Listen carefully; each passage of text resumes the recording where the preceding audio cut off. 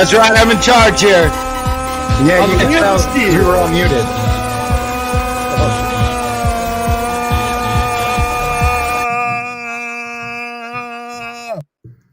We're starting with the Bella right off the bat, boys. Beautiful, baby. Jeez. That's one beautiful Bella, baby.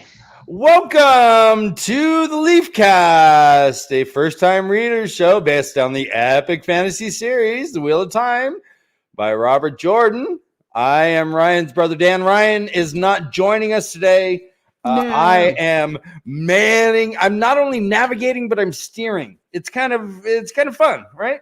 But I'm not here for quote. I'm not here to fret over frippery. Look, I'm not a crash test dummy, so you better be paying attention to the road, motherfucker. Hey, buddy, we got a Tesla auto drive. What could go wrong? Oh, great! So we're driving directly into the side of an embankment. right into a fire truck. Right into a goddamn bridge embankment.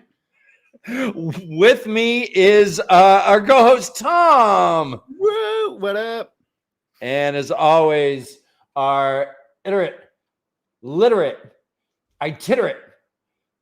That's not a word. Itinerant? Itinerant? Itinerant. That's a word. Our friend Josh Sussy.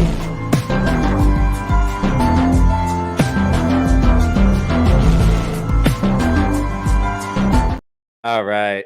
Super sus. Ooh, there's a K. Yay! What's up, K? Hi everyone. Thank you for joining us. We are talking about the big book, guys. The big book. This Lord of Chaos is the big book. Lord, it's amongst the big books. Yes, it's a big boy book, and we're here to talk about the prologue. The prologue is this might be my favorite prologue that we've read so far in this reread.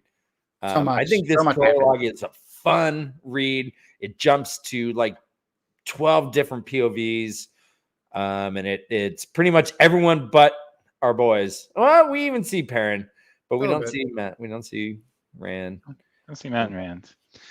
We don't see.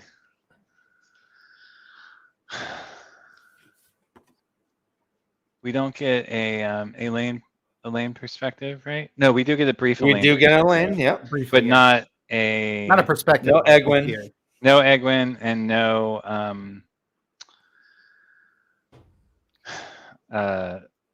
I meant Min, yeah. No men, yeah, right. Yep. Right. We don't get into Min. Yeah. We see men, but we don't get into her head. Elaine. Yeah.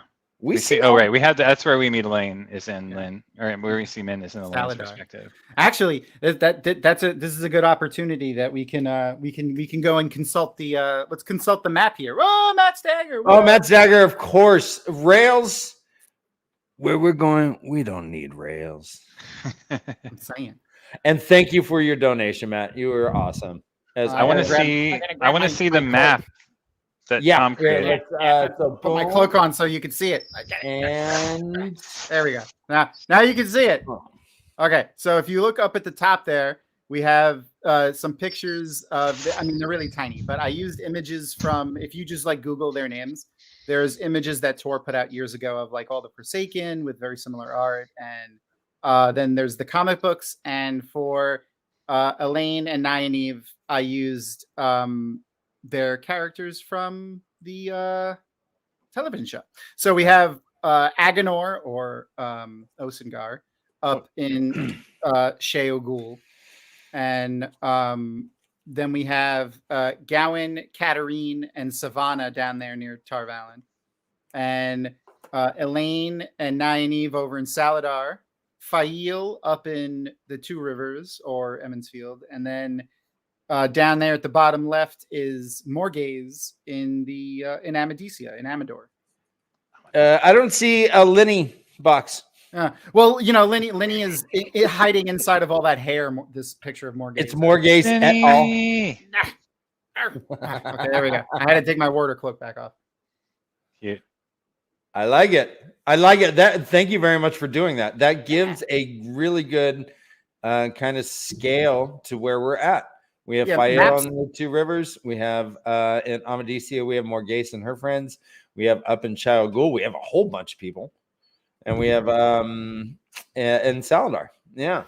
I love. I always reference maps when I'm reading fantasy books. It's super helpful for my brain. So I was like, I'll do that for this too. I'll just make a bunch of little fun maps. I still haven't figured out how to animate the Indiana Jones, like dun, dun, dun, dun, Oh, yeah. like the Yeah. dotted line across. I've The tried a little couple dotted line, times. But yeah. I'm bad at that. I'm not good at photo editing and video editing and stuff like that. The dotted line that stops off in Papua New Guinea to refuel. Yep, exactly. Yeah. After Effects, my friend. This prologue is not called Prologue. It actually has a name. title. And it starts off with a little quote, as all the books do. I'll read it aloud here. Quote, "The lions sing and the hills take flight, the moon by day and the sun by night, blind woman, deaf man, jackdaw fool, let the Lord of Chaos rule. This is the chant from a children's game heard in Great Arvalon in the Fourth Age." Arvalon. Great Arvalon. Arvalon. And this is called the first message. The first POV we have is Demodred. And Demodred is at Shio Ghul to meet the boss. So awesome. He got called into a meeting. And he meets a big, tall fade. Big, tall, and handsome. Big, tall, and handsome fade. It seems to have a little bit of authority. Yeah. To a certain Shadar Haran. Shadar Haran. The hand of the dark. Haran. And Demodred's like, "Hey, Fade, fuck off. This is embarrassing. When I meet my boss, I end up probably peeing my pants and crying." So peeing, ejaculating. There's a lot of things going on in his pants. He said it was complete euphoria and pain and everything. And we hear the Dark One. The Dark One has all caps, apparently. And the first thing he's like, "So what's going on?" Demodred, "How fares this world?" It's like, "Well, I guess you are not omnipotent like at all." Whoa. But he does know some stuff. He knows that Ravine died. And he mentions, quote, I'm sorry, I'll do it in all caps. "Would you unleash the balefire in my service, Demodred?"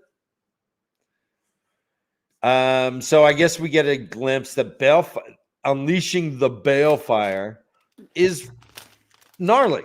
It's not. I mean, it's even the Dark Ones are like, "Ooh, I don't know about that."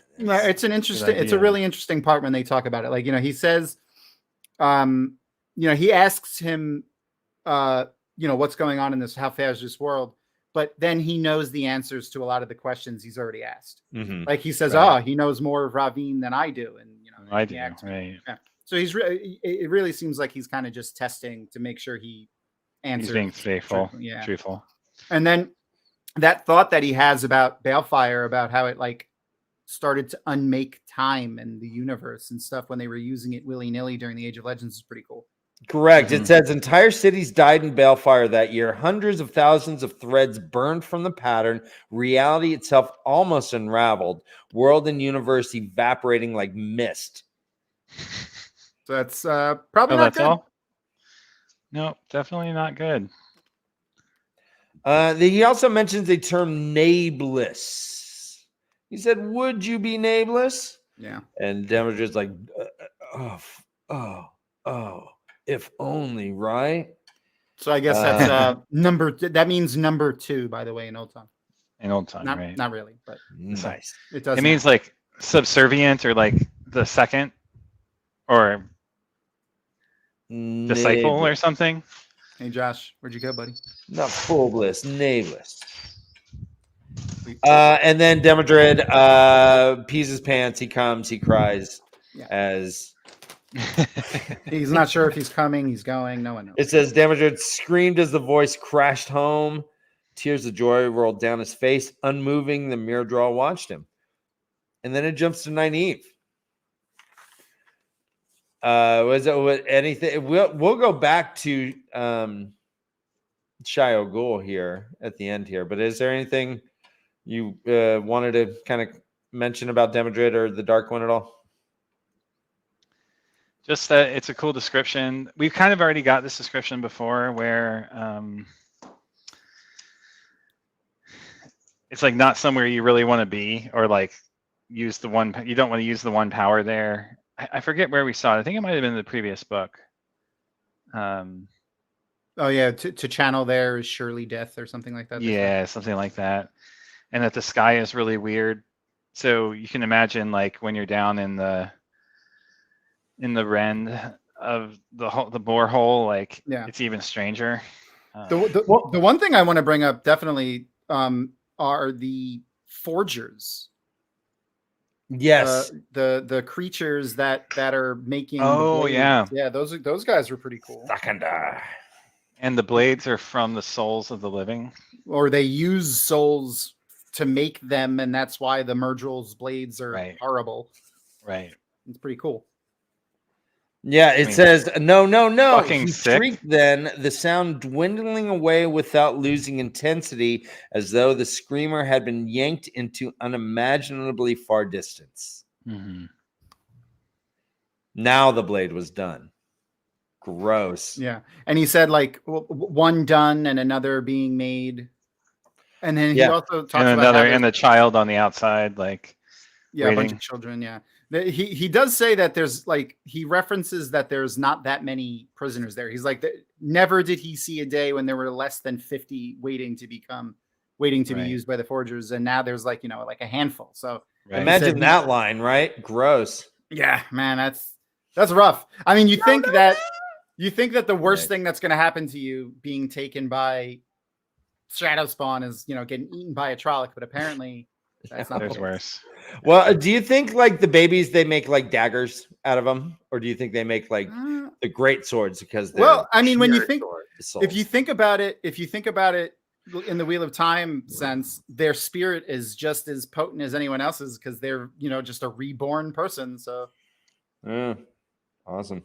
They just need a human soul. Doesn't matter if it's what vessel it's currently inhabiting, I guess.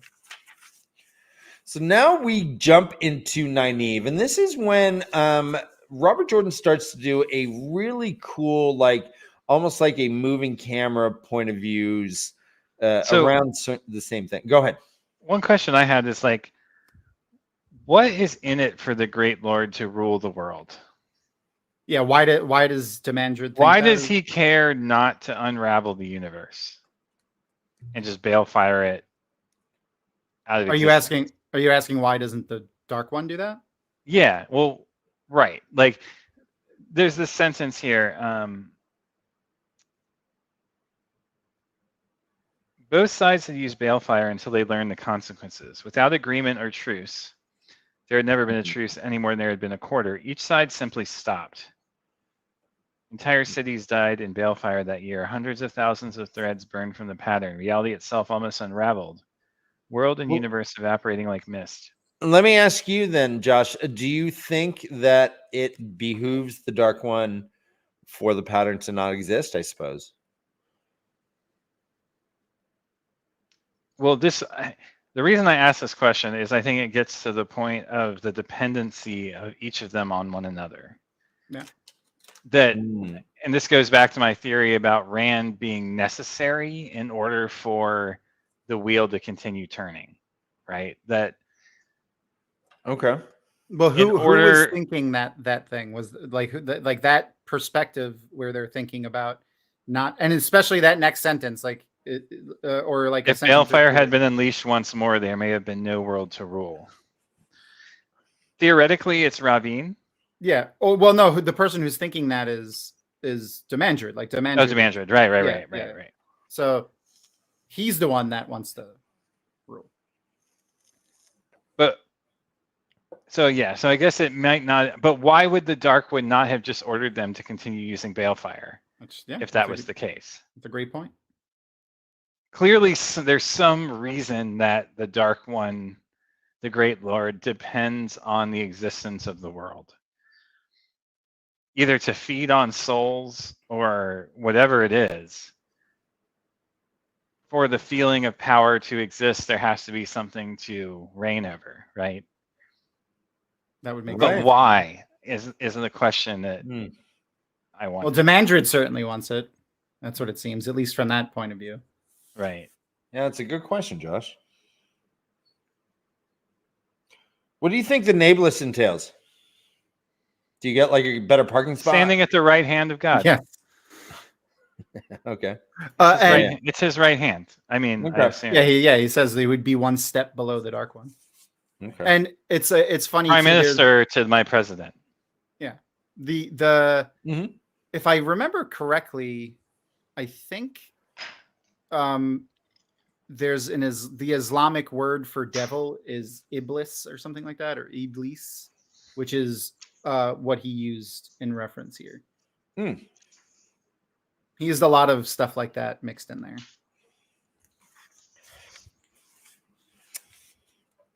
Thanks, Michael Livingston. That was Awesome. Thank you, Michael Livingston. All right. So let's jump into Nynaeve. Nynaeve is working, trying to cure Swan and Leanne of their stilling. It's so cool watching her like talk to herself like there's something cut here. Mm-hmm. And that's the first time she had even sensed that. Before there was just nothingness. Now she found that there was like a cut, and Mogideon, who is on a leash, and she is channeling her power through the Adam into Nynaeve, tells us that they called it severing. Yeah. Which is interesting, seeing that she just said she sensed something cut. Mm-hmm. And as soon as she says it, they're all, fuck you, Merrigan. Yeah, fuck you, bitch. Hey, if I wanted to hear from you, I would have told you to talk. If I want to hear from you, I'll stick my hand up your ass and work your mouth. I'll work.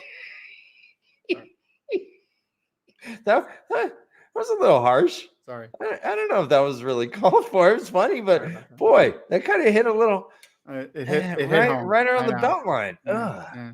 Right in the lower solar plexus. Somewhere down here. The lunar plexus. Yeah. Sorry about that. I'm a little hyper this evening. I like this thing. She says, Merrigan knew about as much as healing as Nynaeve did about blacksmithing, which was that you stuck metal in hot coals and hit it with a hammer. Certainly not enough to make a horseshoe or heal beyond much a bruise. So she recognizes, she's like, yeah, she's told that there's no thing, but man, what does Mogideon know? She can't do shit. Apparently, she does not know how to heal. But they're able to feel the connection through the Adam. Both Swan and Leanne are, but they still can't touch the source. Did you also catch that Leanne and Swan weren't sweating? Yeah, they could still do the thing where they ignore the heat. Right. So it's not a byproduct of the one source. It is motivation, self-motivation, or it doesn't go well. They're like, well, we're done with this. Try teaching low game. In the meanwhile, Elaine bursts in and she's like, they're sending an embassy to Camelin and I can't go, and I'm the daughter heir and I'm supposed to go. Where? They're like, don't you knock? There is the first drinking obligation. Let me ask you boys if you agree with this. Quote, okay. Breathing hard, eyes closed, and hands pressed hard against the plaster. Yep. All right. Yep. Absolutely. Okay, thanks. Josh, with Sounds this like Cold Rock Hold? It sounds like my Tuesday night. Yep. I gotta grab a beer too. Right back. You have plaster? I'm still here though. All right. You have plaster? I mean, that's what spackle is. Plaster. But they're going so we find out the Saladar embassy, they're sending an embassy to Camelin to try to, the tower's truly divided. They're also talking sending about an emissary. what did I say? Emissary? Embassy? Embassy. We'll give it to you. It's okay. Yeah, sorry.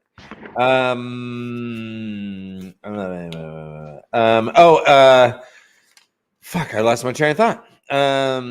It's all good. They they're going. They want to form their own Amerlin seat as well. We hear. Yeah, they're gonna vote in Amerlin. They decide. But she references how the real power is in that room with Sheriam and the others. Mm-hmm. So everyone leaves, including Elaine. And Nynaeve is just she knows that she should turn over Mogideon, but she's like, well, this is just like throwing Gutenberg Bible into the ocean. It's there's too much we can learn from this thing. Yeah. We gotta study this horrible person. And they reference some of this stuff too, and it's pretty cool. Like the inverting the weaves, so like you can channel and other people can't like read your weaves, and then how to but they gave that to the Aes Sedai too, and then they gave most of them. Yeah, they can eavesdrop, they can invert the weaves, they can make themselves invisible by bending light. All these things, like the Aes Sedai are like, oh, that's wonderful. I've never fucking thought of that. And Elaine is actually has made a ter'angreal. But that's all her though. She said that's the most important part, is that she's made the ter'angreal. She created her own ter'angreal. Like she thought of it and she made it, which is a pretty big deal too. It jumps to an Elaine POV as she's leaving. And she's like, I got to talk to Min because Min is going and I can't go. And Min's going to have sexual relations with my man. And we should work this out. We should work this out. We got to talk about that a little bit.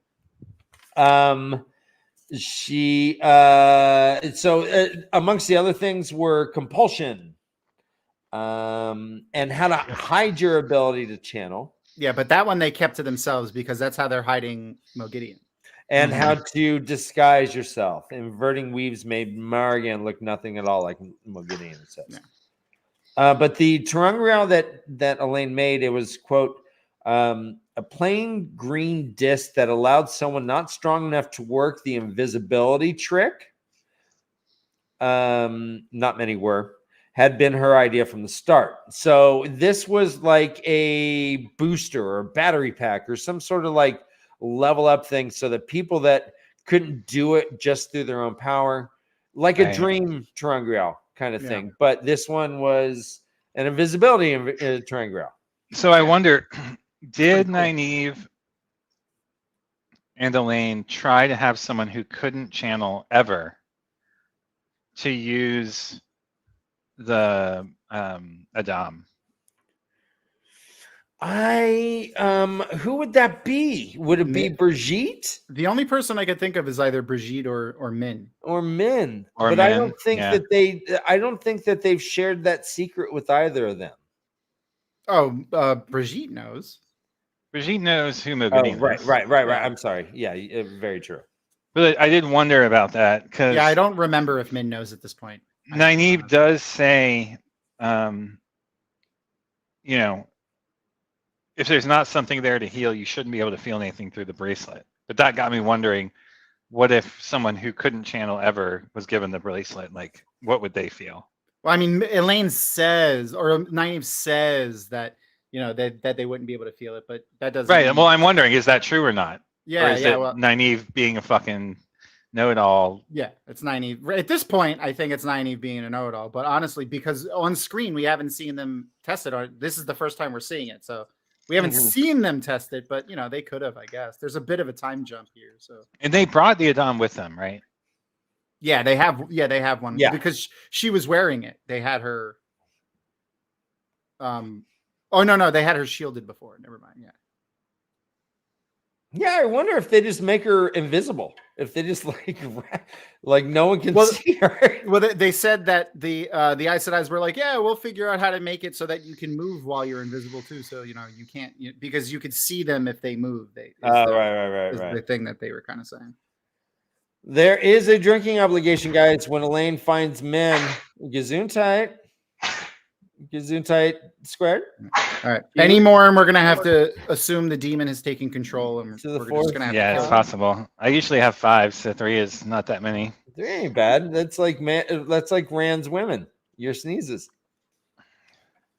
Mari's only had Avienda, so wait. So was Rand a virgin when Avienda and him had sex? I mean, that's. I mean, based off of Robert Jordan's very puritanical views in this, We would assume so, setting, right? I would assume so. Yeah, I thought Well, so. but too. yeah, I much if, prefer a show version of that.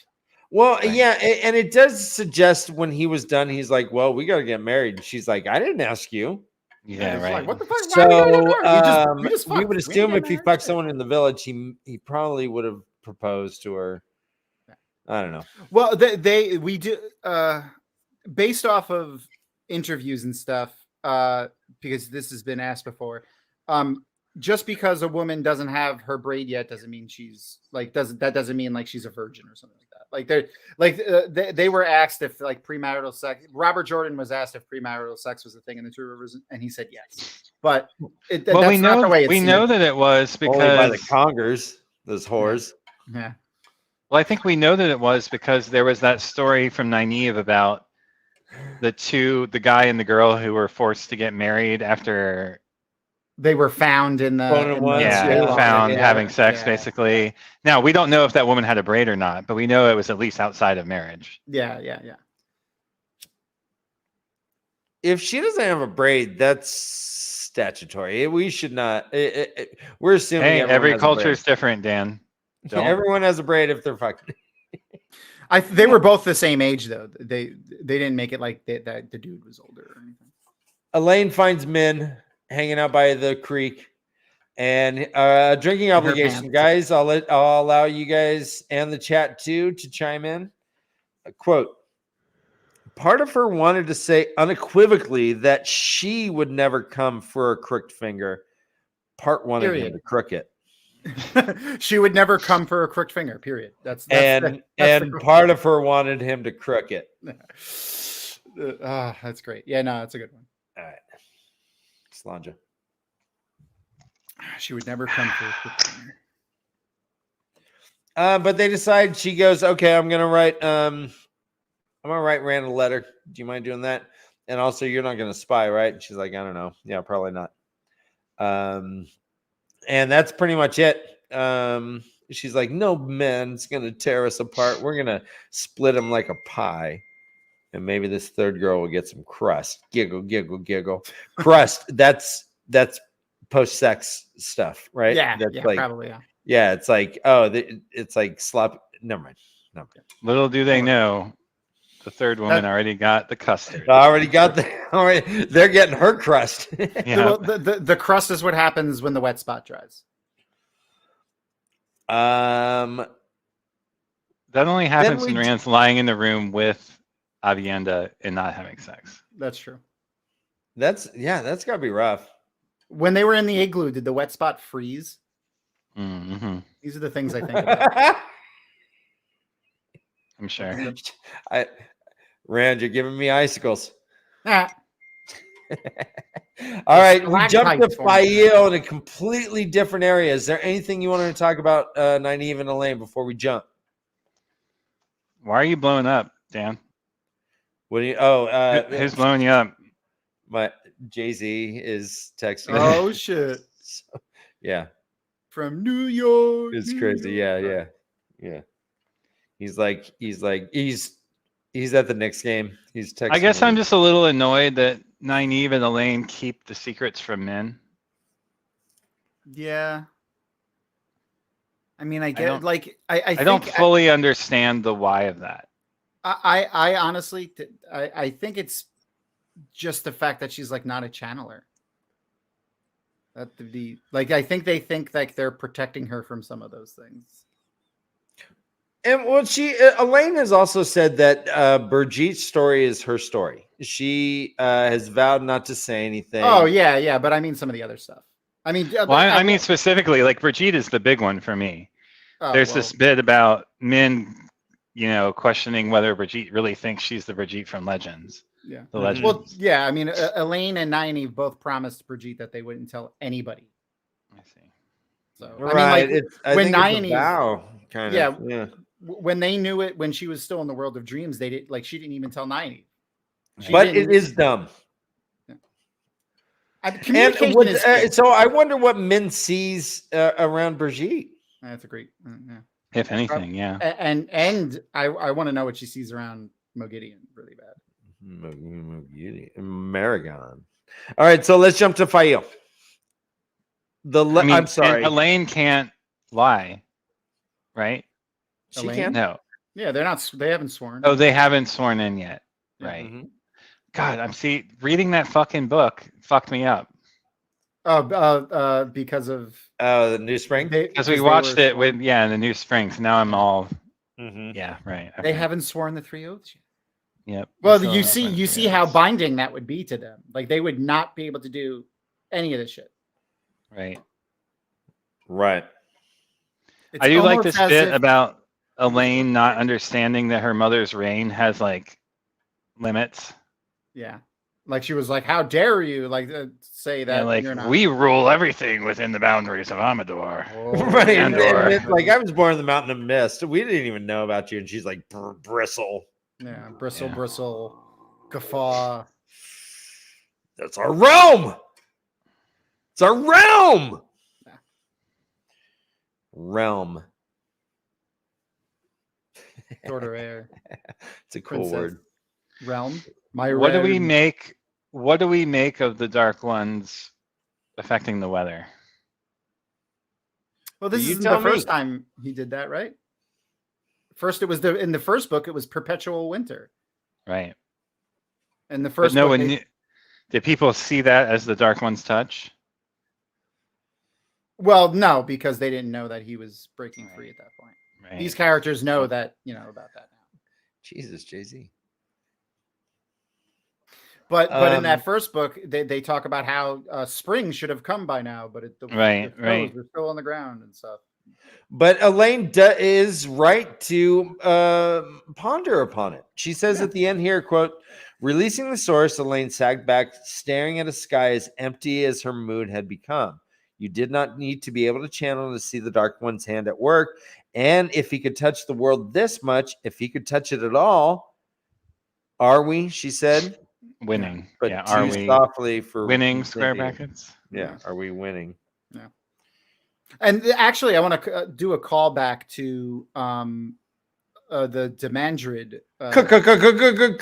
Callback.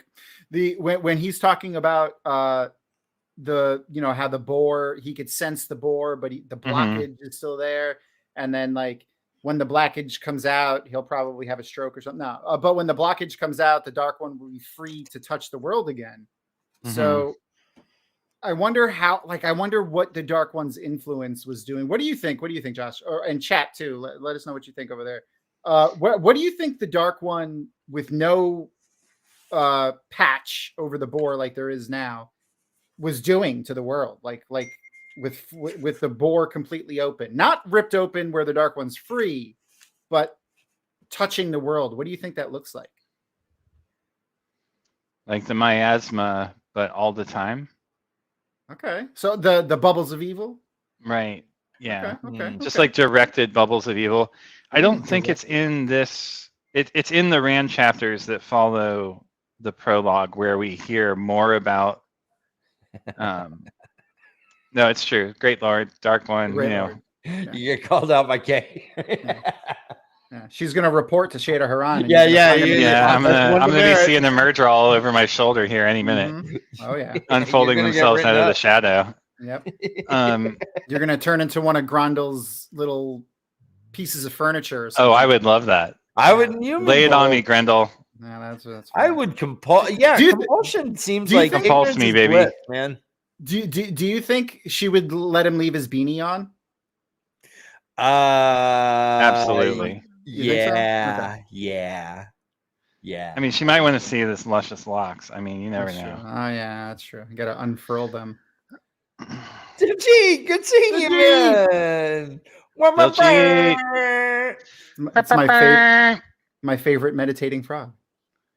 Oh, and Ryan's chiming in. Ryan, Michael, having a great I miss life. your face. A Defino, dark friend and name only. Wow. Wow. Ryan, you definitely Reno. know the answer. Shadow You know the Val. answer to that, and it's a resounding no. Was that a Star The Wars final. reference? I like that, Ron. So let's jump into Fael. I'm sorry. Fael Nibashir Tiabara, the lady. Zareen. Fael. And she is she's working it, man. They're in their manor. I gotta get a napkin. Perrin is avoiding all this shit. Perrin. I also want to say I think Zareen is a pretty gangster name. Zareen's pretty cool, I guess. I mean, Cinderella's a cool name too, but it's like, but with the connotation, you're like, well, oh, Cinderella. Oh yeah, because when I think Zareen, I immediately think princess. I mean, I maybe in the Wheel of Time world, but like to me, Zareen's a pretty cool name. I think Zareen's pretty cool. Yeah, I agree. But apparently, it has a connotation similar to a Cinderella type. That's how I have it in my head. That it's like a fairy tale, or like, I don't know, like Scheherazade. What's that? Scheherazade. Something that harlot in the Old Testament. Oh, okay. I was like, wow, man, I don't know where you're going. I got you now. Willow Scene is apparently causing some disruption with his fucking well-turned calves. Yep. He's got calves all day, man. He's got calves. They're throwing, like he is tripping over women throwing themselves onto his calves specifically, though. Yeah. Is this a drinking obligation? Quote, get Days to take Perrin in hand. I mean, she is the wisdom. She could be checking him for a hernia. Cough, Perrin. Turn your head to the left.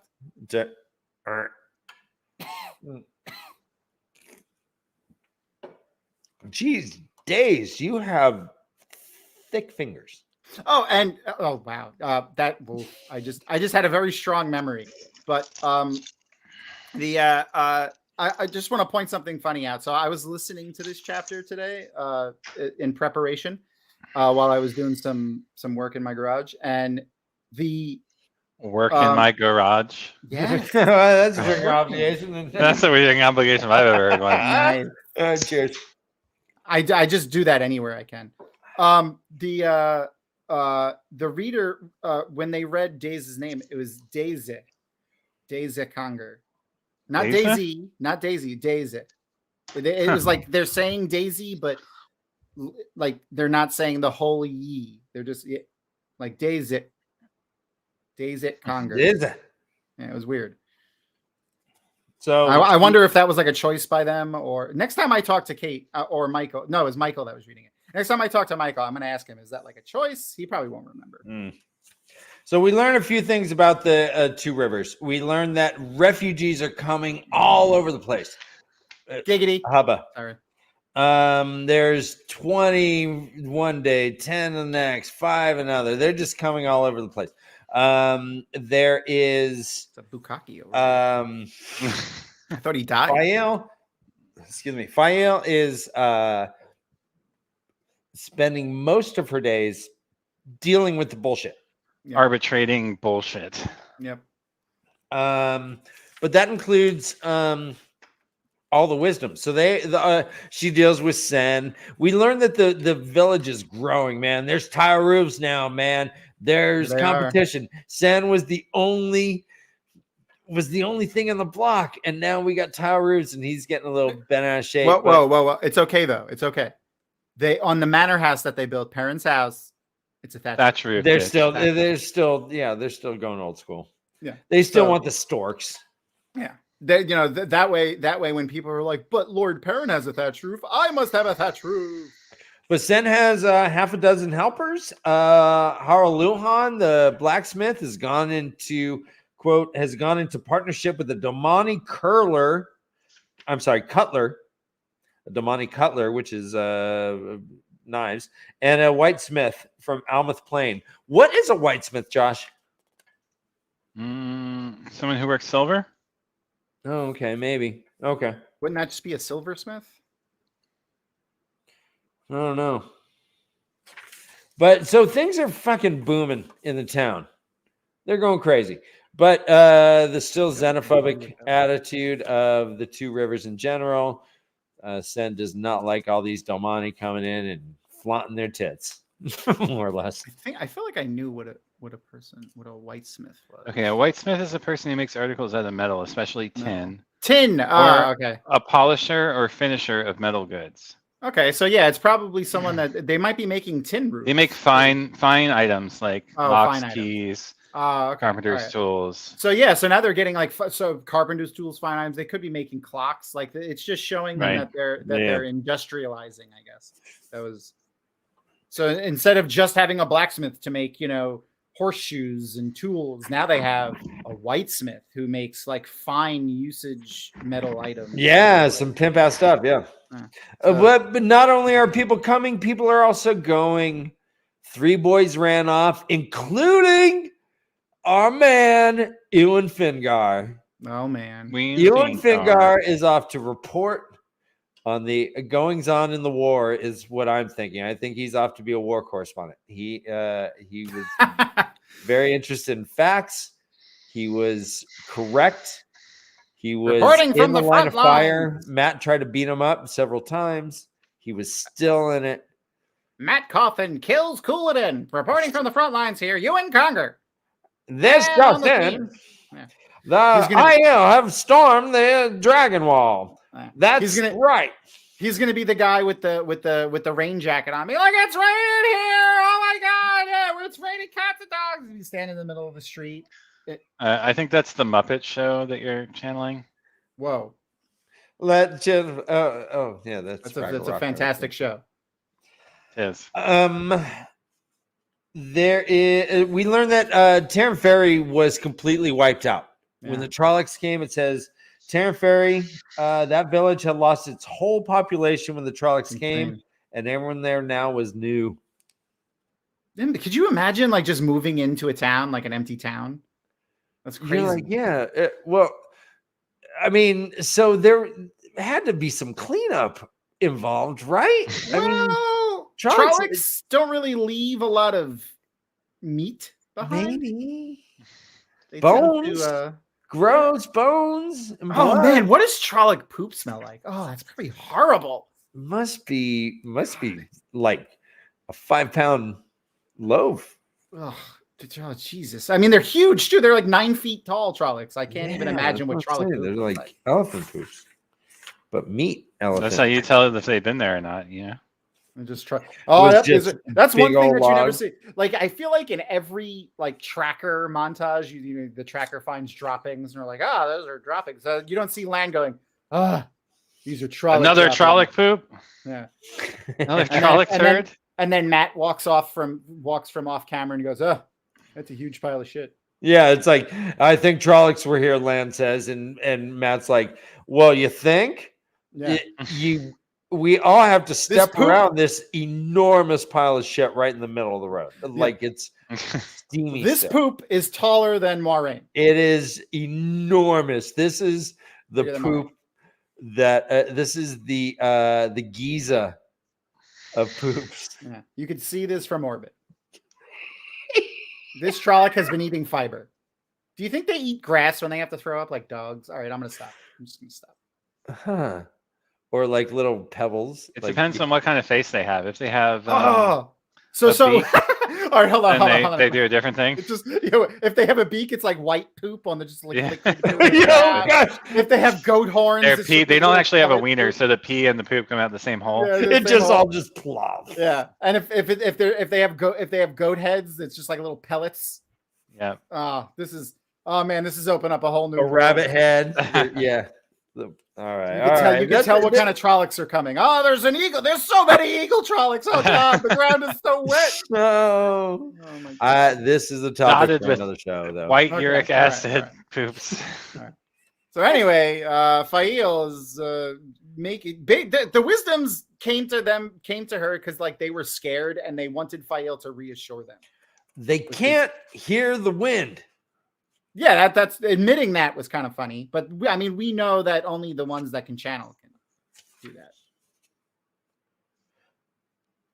But I think it was assumed that they used to be able to. So whatever was going on, prior to that, they never admitted that. Yeah. That so none of us is so when she says you see none of us can listen to the wind. Oh gosh, I took it to mean that they lost the ability. Does that no, I think it was that they never could and they were hiding it. Yeah. They talk about that. They talk about that in I want to say it's book. Yeah. No, I'm reading it now, and I'm reading it correctly now. I was reading it like the weather was so fucked up that they lost the ability. Yeah, no. Listen to the wind. All right. Yeah. The wisdoms hid the fact that like not. Well, I mean, Nynaeve even says in the first one, not all wisdoms can truly listen. Yeah. But like they all use that as an excuse for why things happen. Exactly. There's portents on the wind. All right, I'll stop. Huh. Yeah, I suck. I'm not a good reader still. You're good. You're okay. It's okay. It's okay. It's okay, buddy. So yeah, they came for like guidance, more or less, or consolation. She's like, yeah, don't worry, we'll do what we can. Mistress Dovie knows it's women's circle business. That's why you're not good at it. It's women's circle business. We belong in the council. Listening to the wind is not our business. It's okay. Oh my god, Jesus, Nomen Garden killing me, man. Probably the best fertilizer. That's why they have such good tobacco. Oh my god. There was a huge onset of amazing tobacco production the year following the Trolloc invasion. Even though they salted the fields. So much apple brandy. And then we hear at the end of her point of view that Fael has I don't know if we want to say election fraud. But she's interfering in mayoral contests. Oh, I got you. Yeah, it's a little sus. I mean, stop the steal, Fael. Stop the steal, Fael. I feel dirty now. She goes up to see Perrin. Perrin is up on his third story deck, which sounds super awesome. Well done, P-Dog. He's on his deck, which everyone, and he's looking down and watching Tam and Aram fighting. That's pretty cool. Tam is a fucking blade master. And obviously Aram is going with Perrin when he leaves, right? Well, it says that the Tinkers, quote, no longer acknowledge Aram as one of them. And probably when they leave, leaving Aram behind of his own choice. Aram is definitely going with Perrin. He already swore himself. He already swore himself to Perrin in his mission. Okay. And I think he's essentially Perrin's warder. Okay. That's interesting. Oh, I like that.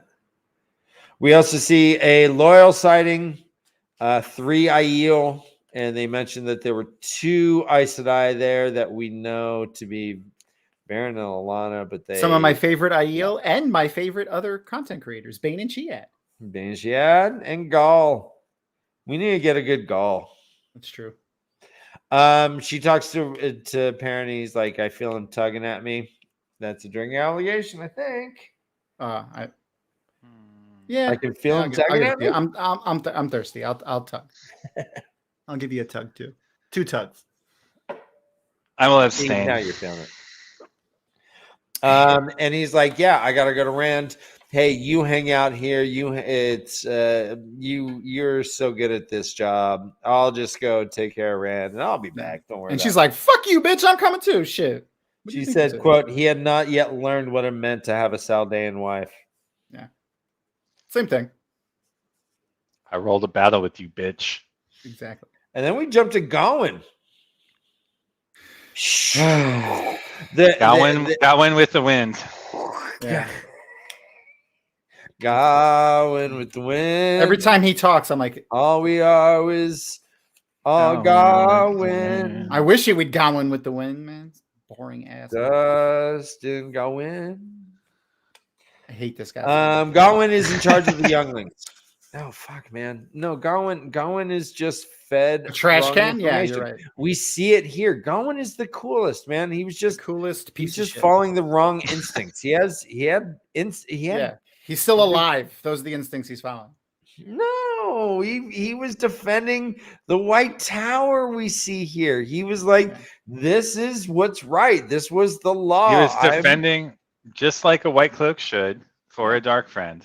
Yeah, following orders, just following orders. You guys are sounding like brigands and bully boys. Yep. So they're hanging out. I'm a goon. Thank you very much. While there's 6, so there's 6 Aes Sedai that came out. And now they're cohorting with the fucking Shido. Shido, yeah. Shido. Fucking Jesus. Yeah. Terrible. That's how well do you think that's gonna go over? I feel like there's a hold on. I highlighted it. There's a specific line that it's in the Katarine Al-Rudin section. So it's after this one. Oh, okay. After that one. Well, here there's 6 Aes Sedai. We're going to ask the Dragon Reborn to accompany them to the tower. The White Tower supported the Dragon Reborn. Yeah. So did he only support Elida because of her relationship with Morghese? It says Gawain had chosen to stay because his mother had always supported the tower, because his sister wanted to be Aes Sedai, and because of Egwene. Yeah, he doesn't know that Egwene and Elaine don't support these Aes Sedai.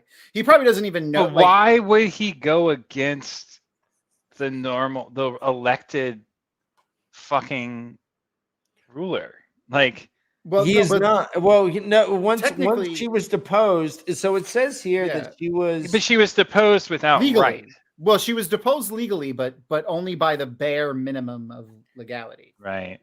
So technically, so in his eyes, again, just following orders, sir. Like, yeah, he's just a blind idiot. Black and white. A blind idiot. That's why I hate him. I'm sorry. You live in the wrong state to hate blind idiots, Tom. I know. Listen, that's what I say every day. That when anyone asks me, like, oh, where do you live and how's it there? Like, it's great, except when you walk outside, it's Florida. Flah. Yeah. At least where I live, most of the people are from elsewhere, so it's fine. Yeah, I'm looking for the line where he says pretty much like rules are rules. It's every word out of his mouth. He was deposed. That's the thing, and everyone else was a rebel, and he in fact let his sister or let Swan go. Mm-hmm.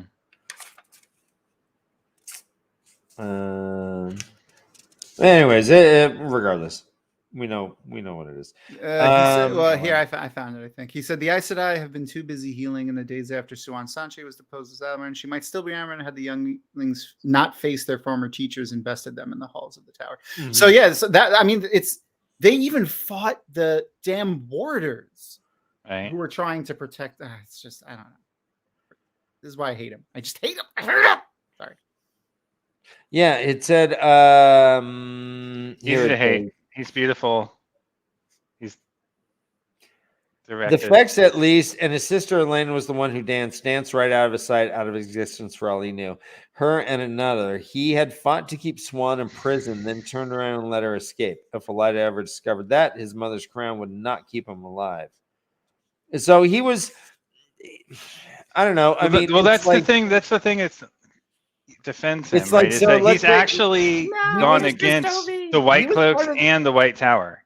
He was part of the. He says he follows orders, but he's actually rebelled against both of them already. Well, Josh, let his sister go. Let's say this is January 6th. What is going? But the Capitol Police, right? Mm-hmm. He's an insurrectioner. They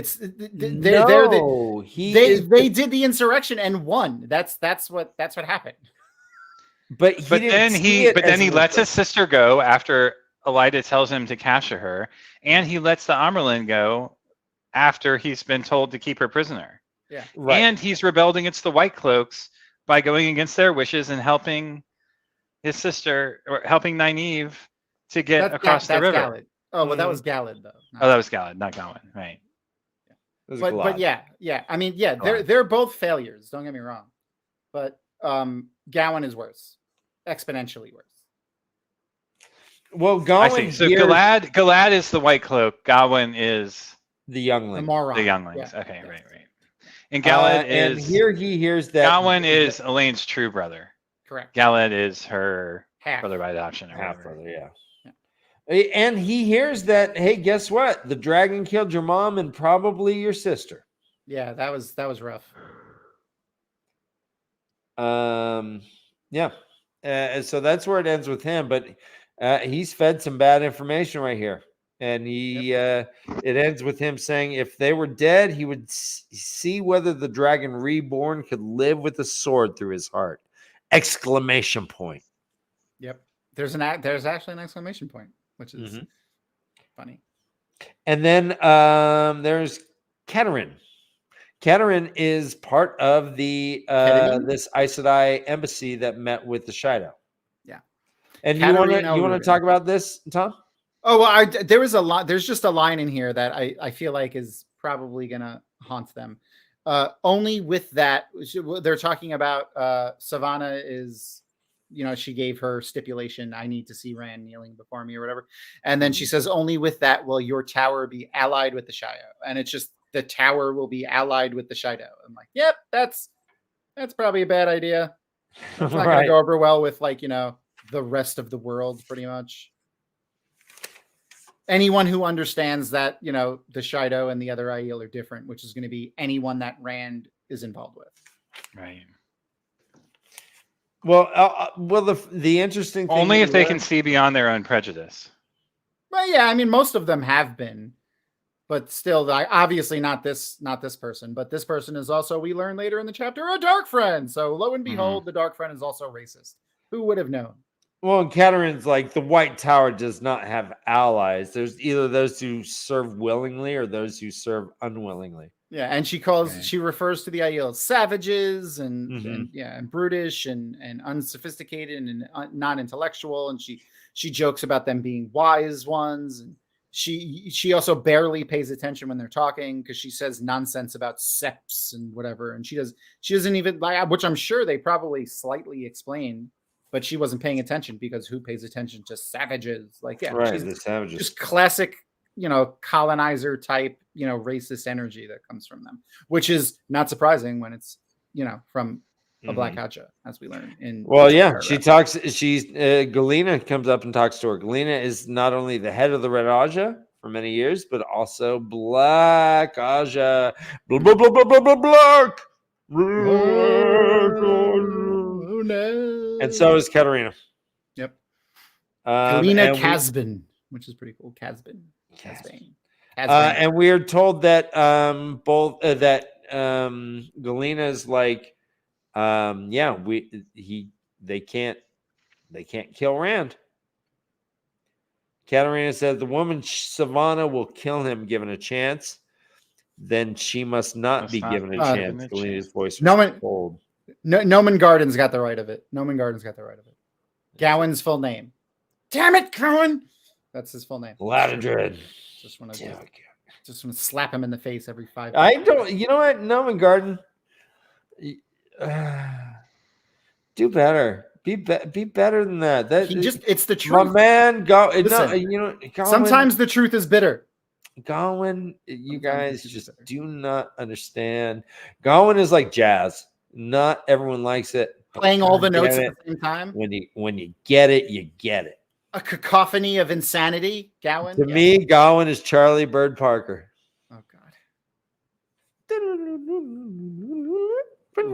To me, he's that one that every 50-something-year-old white woman loves. What's it? Kenny G. He's Kenny G. No. Yep. Well, Kenny G is that's Galad. He can hold a. Galad is Kenny G, not Gawain. Over an hour. I thought Galad would be like Frank Sinatra or something, because all the women love him. And so it jumps from Katarine to Savannah. Which is really just like, look, Savannah has a weird cube. Like, I think the only piece of information we learn in here is Savannah has a weird cube that she got from some dude in the mountains. Right. A wetlander. Yep. Says, quote, A strange wetland wetlander. man somehow found her in the mountains. These people called Kinslayer's dagger. He had given her a small cube of some hard stone, intricately carved in strange patterns, and told her what to do with it with the aid of a wise one who could channel once Althor was in her hands. So it's it must be an item of must power. be a Forsaken. Yeah, I mean, it's got to be one of the Forsaken. What do you think that cube is? Is it like a Rubik's Cube? No, some kind of Sangreal. A Sangreal? Okay. I think. You mean Terangreal? No. A Sangreal? Isn't that the more powerful one? Yeah, yeah. He's just giving away Sangreal? I think so. Okay. Oh, yeah. Like a binding stone? Ooh. I'll bind your stone. All right. Hell yeah.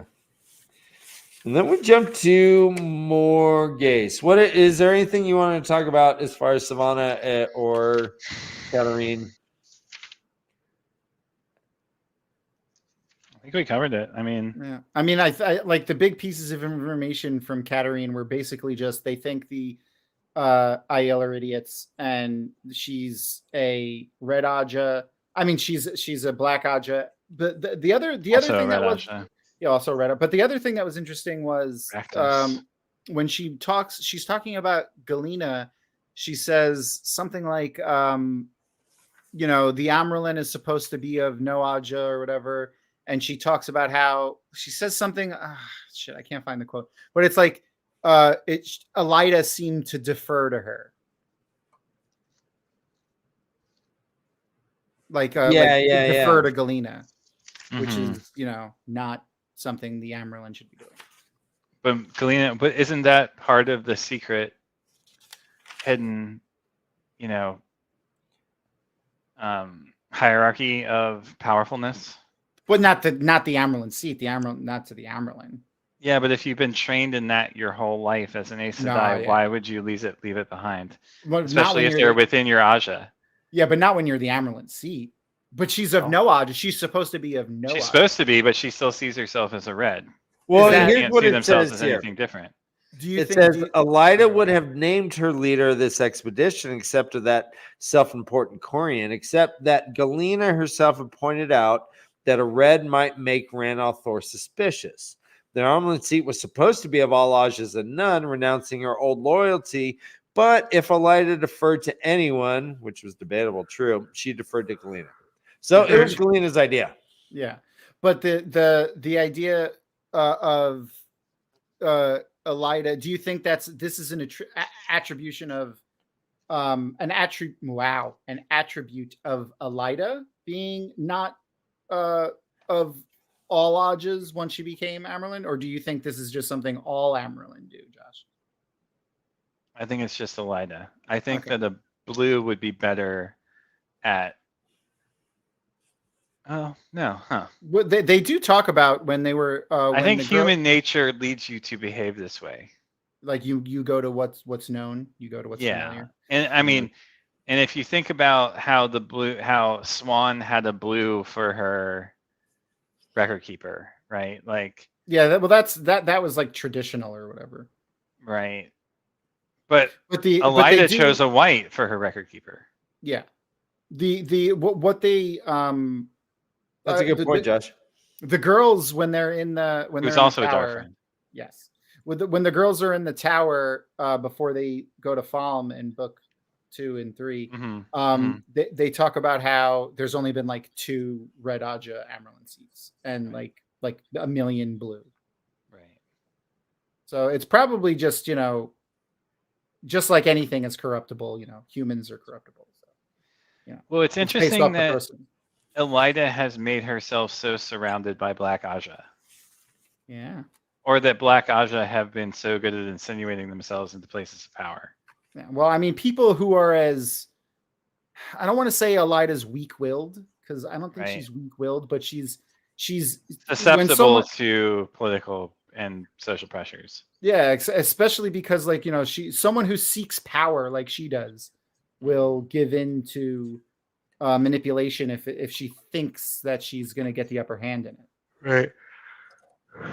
And you would think that like a Black Aja Aes Sedai is probably going to be kind of, you know, good at Talented at that kind of manipulation. Yeah.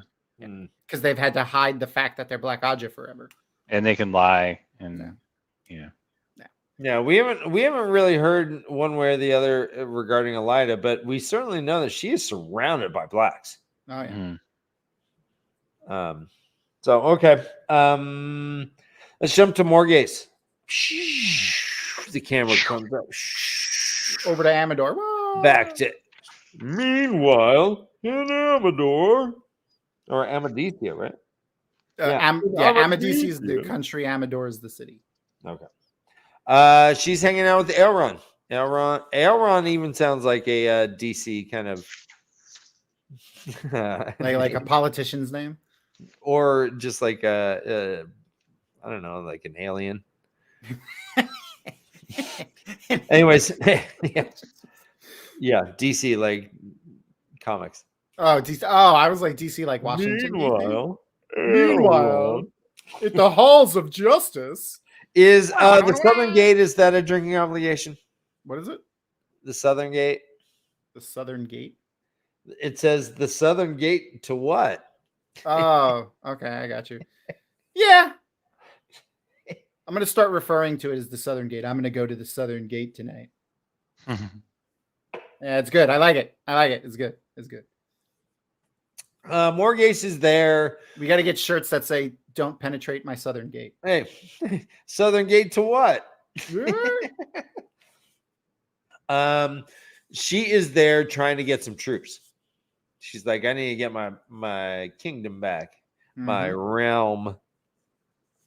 And Elrond is like, yeah, you're pretty hot. I may give you some. Yeah, we may. But it doesn't seem like it's going very far. And she's having issues with Talonvor. She goes back to where Lenny and the other people are. And boom, in comes Petronale. He's like, hey, I'm here to talk to you. I'm not going to arrest you. Don't worry. Puts his feet up. Yeah.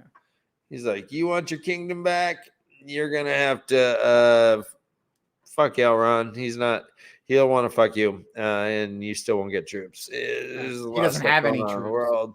But I can give you 5,000 troops, and we can go to Andor right now. Yeah. He also does not believe that Rand is the real Dragon Reborn. He thinks that the Aes Sedai are channeling for him. No, and we do have a spiteful drinking obligation. At least you and I, Tom, do, because he says, quote, he is no more than a puppet of the tower. Here we go. You know what? Stop the slurs, puppet of the man. tower. That's spiteful drink. Why can't that be a good thing? Why can't being a puppet of the tower be a good thing? Right. You pull the strings and then work. Come on, man. They're reliable. I don't know. Ageless. Exactly. Look at this face. Look at until they rebel. Almost 3 years we've been on the air, and I haven't changed a bit. Didn't your eyebrows change? Yeah, they kind of did. They got bushlier. I have my other puppet right over there. We can do a side-by-side comparison if you want. We learned that Morghese, everyone thinks she's dead. Yeah. He's You're like, dead. Did dead. you know that? You know that? You know that, baby? You're dead. And people kind of like that you're dead, but some are rallying around you if you shut up. Yeah. If you listen to me. And that's pretty much, I don't know. At the end though, some little rugrat dude walks in. He's like, my queen, can I talk to you, my queen? Peter Conal. Steve McQueen. Yeah, his name is Peter Connell, and he's from Marker Sheridan, Andor. Yeah, don't worry, my queen. Me and my uncle are gonna save you good. He's like, Yeah, he's like, we heard about you, my queen, that you were here in the palace and given the law in Amadisia and that you were trained in the White Tower and all. We thought we could help you escape. Yeah, you hop in the back of my Ford Ranger and we'll get you out of there. Don't worry.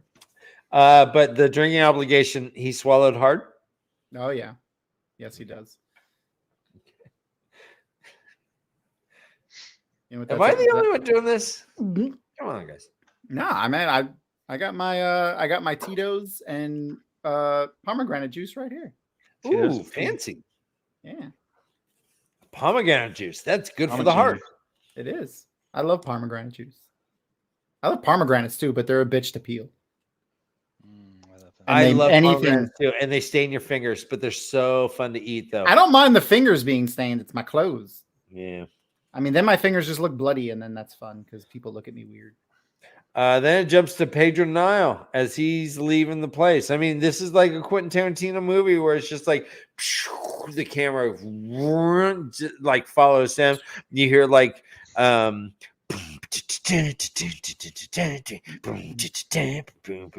he walks in, he just flares his coat. It's like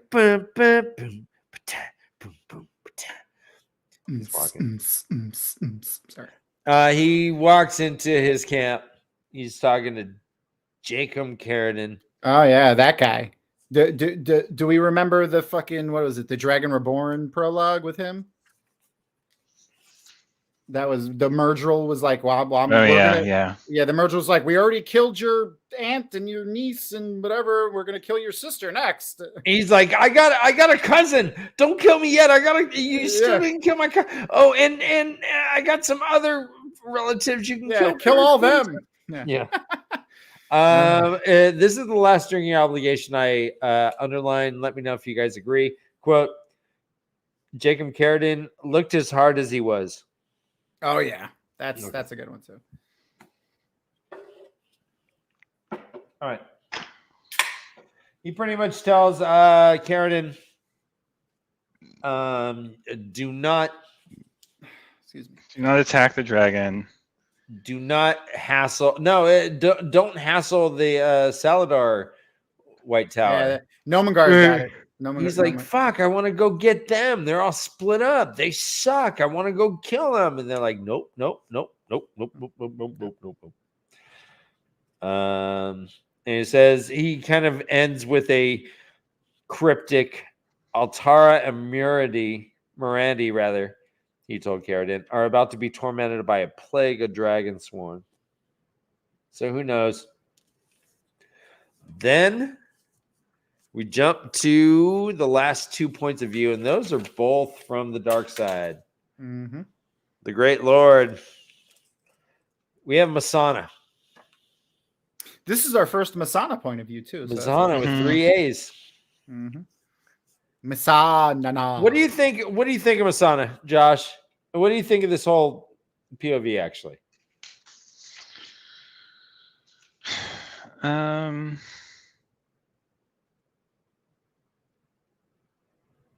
it has Masana, Power struggle. Semiraj, eventually Demodred. Mm-hmm. Grendel. Yeah, it's a power struggle. A bunch of vipers and Grendel. Yeah. Like a facing off Viper, against one another. Like, tentatively working together. yeah, like all ready to strike one another down should anyone show weakness. Mm-hmm. I mean, Semiraj is sitting there doing knitting. She's knitting Darning. shit. Yeah, I like Masana's thought on that. It disturbed her that Semiraj did this like such an ordinary thing, like this ordinary human kind of activity. Yeah. Mm-hmm. It says, where is Demodred? 17 days since he went to Shio Gold, but he waits until now to inform us of a message, then does not appear. So we're 17 days out from the very first POV. Yeah. Mm-hmm. And Demodred She does also what? there's also one there's a like, so I love the Forsaken point of views because we get such, like, every word that they think is just cool information because, you know, they're from the Age of Legends. So like Right. one of the first things that she talks about is just a great background into Semiraj. So Semiraj, she thinks she's trying to think of Wears what it black is about, because yeah, she as a direct 'Cause Lanfear opposition wears to black. Lanfear wears white, right? So there's like obviously Semiraj and Lanfear hate each other. Then there's the Semiraj takes delight and cruelty. pure pleasure in causing cruelty, anguish, and pain. So like it's not just like sadomasochism. It's Right. cruelty. Masada's like, I'm pretty cruel, but not Semiraj cruel. Yeah. Yeah. So that's interesting. And then she thinks about when they are whatchamacall, when she right after she does the Damage thing, like you said, she said that she went even to the Pit of Doom twice in the last 17 days. Right, and for her, the spikes also touched her hair. Mm-hmm. And then the Myrddraal was too tall, and his stare disturbed. He was just standing there, didn't talk to her. But if you remember too, Demandred thought about how the spikes actually were like 2 hands above the Myrddraal's head. So like that's depicting like maybe like how much the Dark One cares about them or something. I don't know. Yeah, it said to find nothing except a strange. The Dark One trusts them so much. Speak. Yeah. So only the Dark One trusts the Myrddraal, who has no motivations other than the Dark doing One. exactly what he says. Right, Yeah. the Great Lords. Yeah. She didn't walk down the hallway with the Myrddraal, it seems. No. It seems that she showed up and the Myrddraal was there and just he was already in the pit. Yeah, he was already just standing. But there. it said the boar had been there certainly, but the Great Lord had not answered. Yeah, it's interesting. That's interesting to have like a boar. The boar was there certainly. Do you feel the boar? I don't want to get into it, I guess. But Demandred did specifically say that you can sense it in there.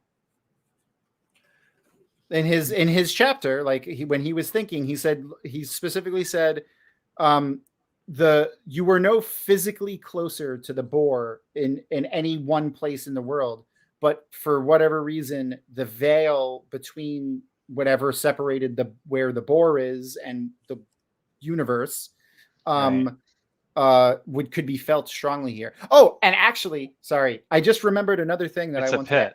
Yeah, it's in the Pit of Doom. But there's another thing I want to talk about from the Demandred chapter, and I just remembered because we were talking about this. Okay, go for it. When the Dark One was talking to Demandred, the first thing that he asks him is, how does this world fare? This world. What do you think about that?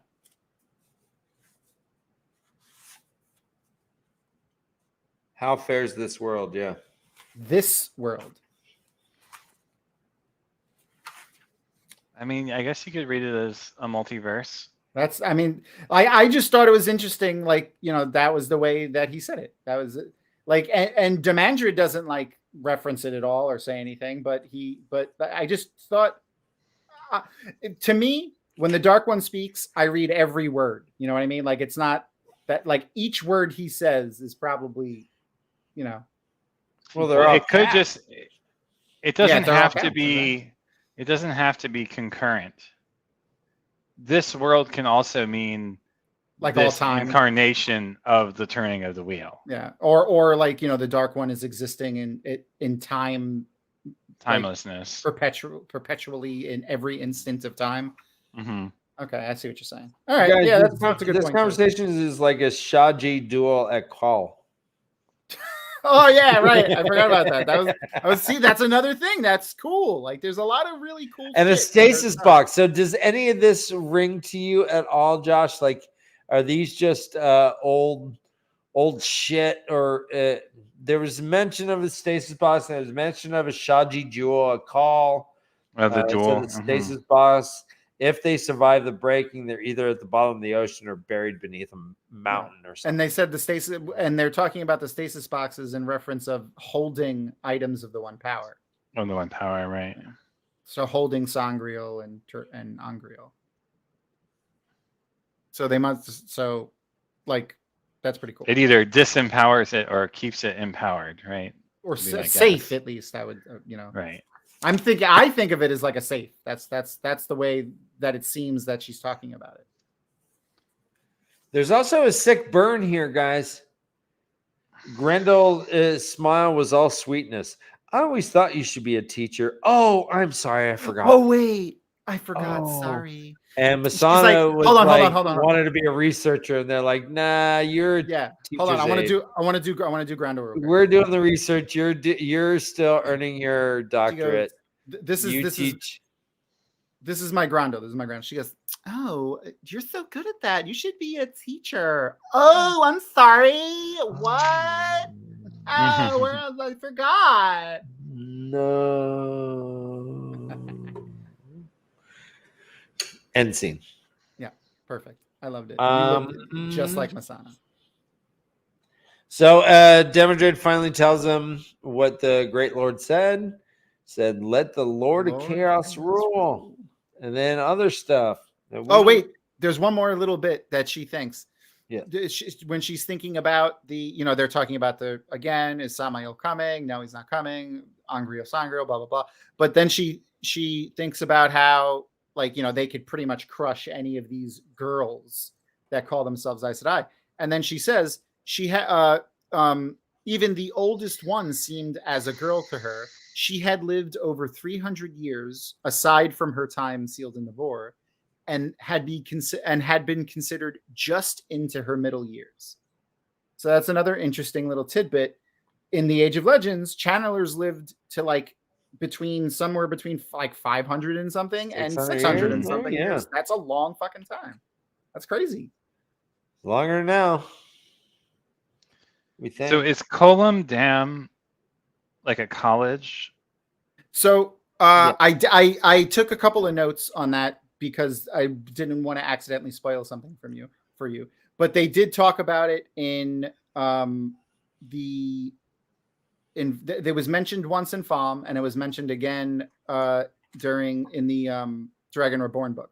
The Column Dan, yes, is a research facility. It's basically it was a scientific research facility essentially, and From before the breaking. Yeah, and a college, and that's actually where.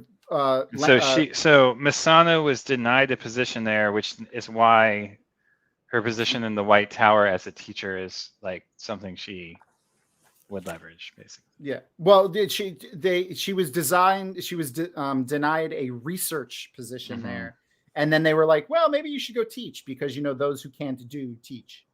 Right. Unsuited for research, they had told her, but she could still teach. Yeah. Well, she had taught and she found how to teach them all! Exclamation point. Masana was the one that had roving bands of children killing people because she was like a teacher. Roving bands of children. During the Age of Legends, yeah. She taught children to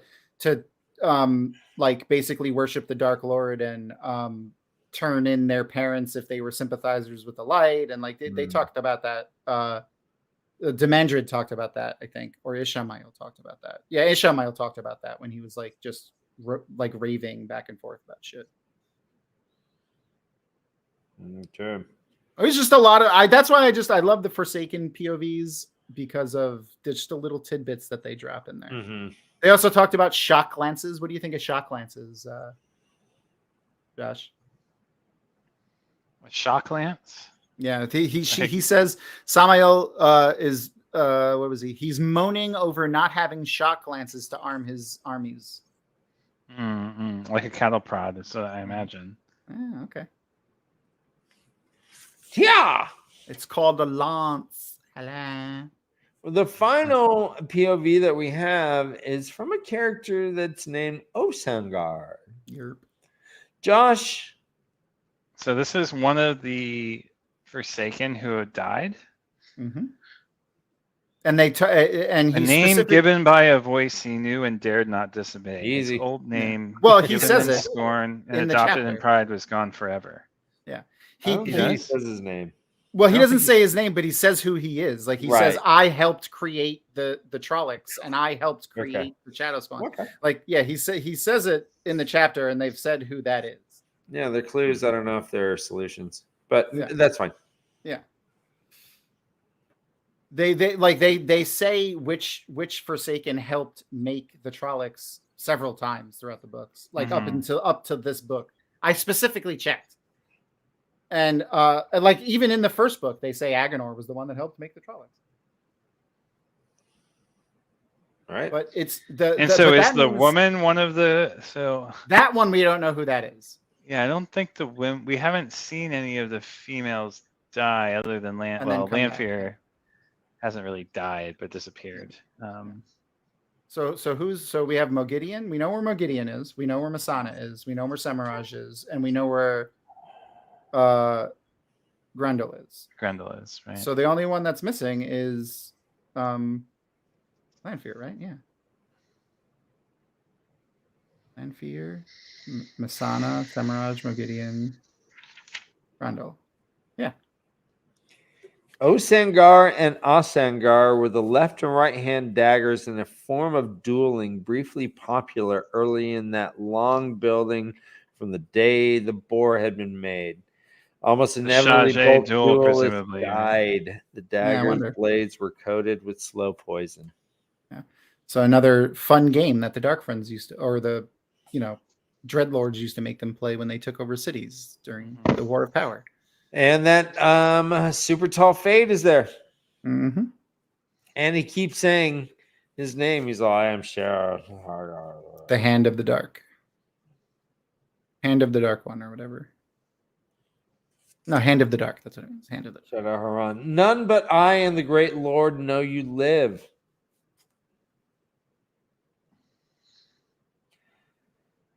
The Myrddraal said, do you not feel gratitude? You were dead and are alive. Think of Ravine, whose soul is beyond saving, beyond time. You have a chance to serve the great Lord again and absolve yourself of your errors. So they brought back what you would think is at least 2 Forsaken. Like, we don't know who the other person is, but this one is at least a Forsaken. And it's been, how long do you think? I mean, I know we could figure out, I think, like, we could figure out how long it's been. I think it's been, I want to say it's at least been a year, but I think it might have been a year and like a half at this point. Why do you think the Dark One brought back these 2 now is really the question. Do you think, like, is there a reason why it's this moment that he's bringing them back? A secret weapon? Or like, did it take this long to make them? Or is it like, is it like a ritual that takes a long time? Or did he specifically pick like, it's time to bring them back for whatever reason?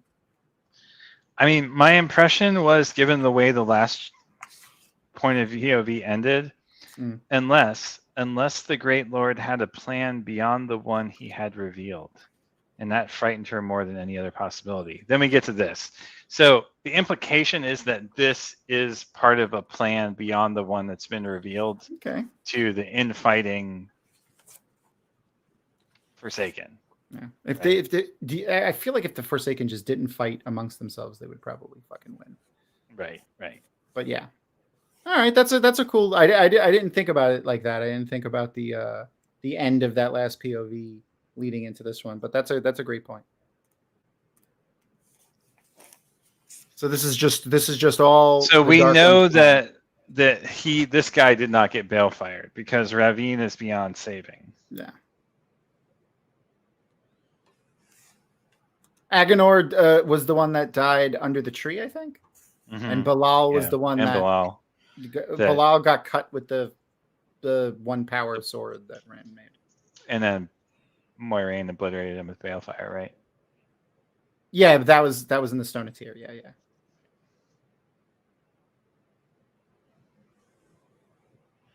What do we think of Shadowharan? Scary. He's bigger than all the he reminds me of the Black Elf and the Rings of Power, the Black Elf. Okay. I thought you were gonna say that weirdo looking one, the weirdo looking Lord of the Rings voice of Sauron from Terrio. Yeah, you kind of look like Shadowharan there. Thank you. Well, I'm talking about the Black Elf who created the orcs. The orcs. Yeah. That's a good because he even says in the end of this chapter, like something about how it seemed like he quirked a smile. This Murgil, which he knew was impossible, but here he is doing it. So like, yeah, it was like seeing death smile. Oh, see, this is not to get too far off the book, but this is a perfect example of how the Wheel of Time could really have some good horror elements in it, and I hope they lean into that in the show really well. One last thing we kind of want to point out, I guess, is that these, at least Osangar, cannot channel. They're blocked right now. Yeah. It says, quote, "You have not been severed, but you will not channel unless you are told you may, and you will never strike at me. I am Shaidar Haran." But what he's saying is I am the hand of the Dark One. Right. Is what he's saying to him. Shaidar Haran means hand of the dark. So hand of the Dark One. So it's funny to be a Forsaken or a Chosen. Sorry, Josh. No offense. Be a Chosen and not be able to channel at will. Yeah. And not only is like, so he doesn't know if he's like, Murgil don't have this power to do that. But so he doesn't know how he's blocked, how he's been recreated. But what we do know, what we can extrapolate from this paragraph here is that because he doesn't say I just channeled and it didn't work, but Shaidar Haran knew that he tried to channel. So that's interesting. What else in this prologue did you want to cover that we did not touch on, Josh? Or chat. Any questions that we should have asked Josh that we didn't? Yeah. Throw it out there. In the meantime, for next week, super cool stuff. We are going to read up to chapter 7, I think. It's 7. It's 100 and so pages, just over 7 100. chapters. That's a lot of chapters. Yeah, we're going to try and consolidate a little bit, but this one was 80 chapters. We're doing all right. So, or 80 pages. So this one will be 110 pages. Ooh, which I think we can do.